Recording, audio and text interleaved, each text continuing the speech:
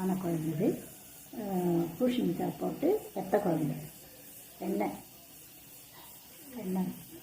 கொட்டியிருக்கேன். கடுகு பாருங்கள். கடுகு போடணும். கடுகு போட்டு கொஞ்சம் வெந்தயம், கொஞ்சம் உளுத்தம்பருப்பு, கொஞ்சம் கடலைப்பருப்பு,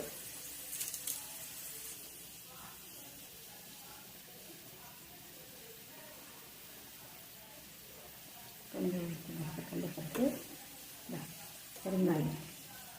பெருங்காயம் போட்டுட்டு என்னென்னா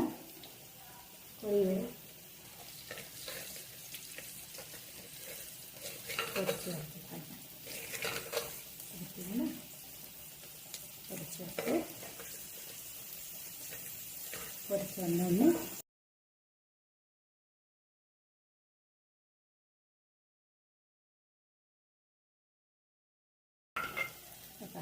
இதை வெடிக்கட்டும். வெடிச்சோடனே இதை வந்து போட்டு இதை வதக்கணும்.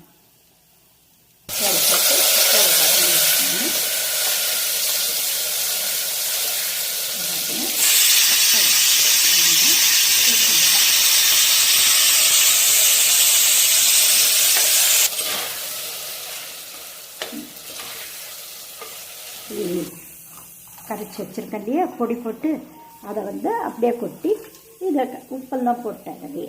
இது நல்லா கொதித்தோடனே கொஞ்சோண்டு மாவு கெட்டியாக இருக்குது, மாவு கொட்டி அப்படியே இறக்கிட வேண்டியதுதான். இதுதான் பூசணிக்காய் வெத்த குழம்பு.